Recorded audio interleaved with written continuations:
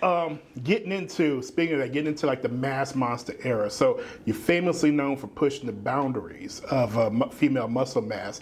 At your biggest, how big were you? Okay, so at my biggest, just like my off-season biggest, or let's go with biggest? both. Yeah. Okay, yeah. So my off-season biggest, I did manage to hit 220 pounds. Wow. Once, very briefly. Okay. I was not comfortable.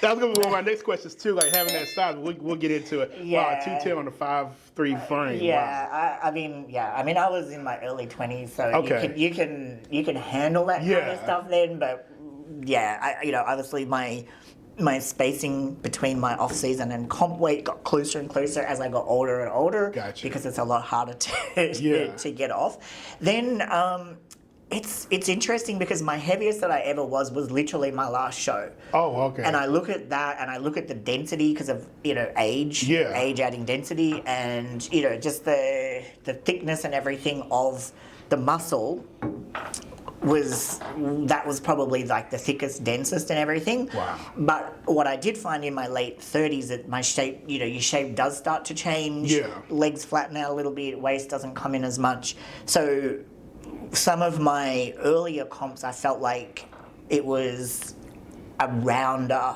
kind of a look because all of your hormones are different when you were younger. So yeah, of course. Yeah, so it's kind of like you can present a totally different look with the same kind of body weight or even a lighter body weight. So there was some comps kind of in the middle, I'm going to say like 2002 era where I wasn't as cut. And there's a story behind that, but I was definitely bigger and fuller and that. So that was probably like, to me, my kind of biggest in your face kind of a package. But as far as density for conditioning, for everything, my very last show, when I look at the photos from that, I was like, oh yeah, I had some serious muscle there. How big were you there? I think I was 165 Okay, pounds, yeah. Wow. Shredded, so yeah, it was. And speaking of that, what was the driving philosophy behind your decision to get bigger than your other competitors? So the first thing is it wasn't to be bigger than my other competitors. Okay. Because I compete very much with myself, not with other people. And my thing was to have like the most muscle for the shape, for the condition. Okay. So I always wanted all three because and you would remember people like Tina Lockwood. Oh yeah, it's one of my favorites. Yeah. So I would get compared to her a lot, and I'd be Makes like, sense. has anyone ever seen her in condition? She never got condition. You're right. So she was a big girl, and Yeah. it's easy to be a big person. Yeah, yeah. But to be all three on stage, keep I mean, your to be shape. big, you just eat and lift heavy. Like in power lifters, that's my background. I power lifted for a little bit. Yeah. Yeah. You get big. Yeah. So but the conditioning, that's a whole other cow. So for me, it wasn't just about, okay, let's be as big as possible. It had to be like, what did I bring to stage? Gotcha. And have all of those three components. So I was always training for that. But I mean, the decision to do that was just because I liked it and I wanted to see what I could build onto my frame. I think that was really what it come down to, because I have a rangy frame for 5'3". Yeah. You look at, say, someone like me and Andrew LeBlanchette. She's only an inch shorter than me, but she's got very short limbs, so she always looked like very poppy muscle. Standing next to her and I, she's a physically much smaller person.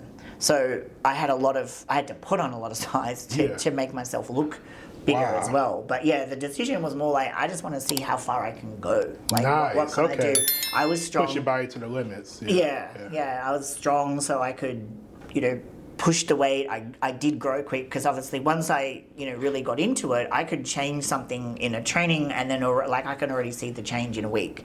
Gotcha. Some people train for 3 months and they're like, oh yeah, I can see this little tiny change in my forearm. But I changed very quickly, so it was that, and then like I say, I work hard, so that combination. But yeah, it wasn't about what were my competitors doing or anything like that, even though I always did look to the more, like Laura Bonetti was another favorite of mine, because she did get conditioned, she did have massive size. So her, I would kind of look at like, what is she doing to peak? Like what is she doing to get that dry, and how is she doing all of that stuff? So I had different people that I looked to for different things, but it wasn't like to particularly be bigger than a particular person or anything. It was more just like, what can I do on my frame? Gotcha. Yeah. Okay. And carrying that much muscle is a 24/7 commitment. What was it like physically?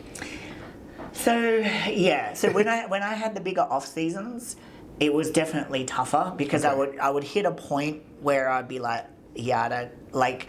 I'm starting to feel a little breathless. I would always keep cardio in because the fitter you are, the better you can train. Yeah. And if you can't train well, then you can't progress. Yeah. So I would hit kind of points where I'm like, this is about the limit where I want to be, and then I'd just kind of start to pull back from there. But as far as like carrying it around, you don't really notice it so much. Like when it's within that that confine, and not up at the 220 pound, but I would. I tended to sit at about 85 kilos, whatever that is in pounds. I kind of would sit there most of my off seasons as I got more mature. 187 pounds. 187, yeah. So let's say 187, 109. So that was comfortable. Okay. Like, I could still do whatever I wanted to do, and yeah, like you didn't really feel it so much because, as they say, muscle is kind of active, so it doesn't feel weighty. It would, like I say, it would only be when I'd be like, okay, bend down the time machine. No, I gotta stop. I gotta stop eating right now. It's funny you mentioned that because I remember watching an interview from. It was like after Jay Cutler retired, and he got real big in the off season, and one of the guys, whoever interview he was on, they asked him, was like, well, why did you retire, especially so early? Because I think he didn't, he's like what 3 or 4 time Mr. Olympia compared to like Phil, and he was like, getting that huge was just uncomfortable for me. He mentioned the things like he's like, you don't understand like being, I think he said like 340 and trying to tie your shoe.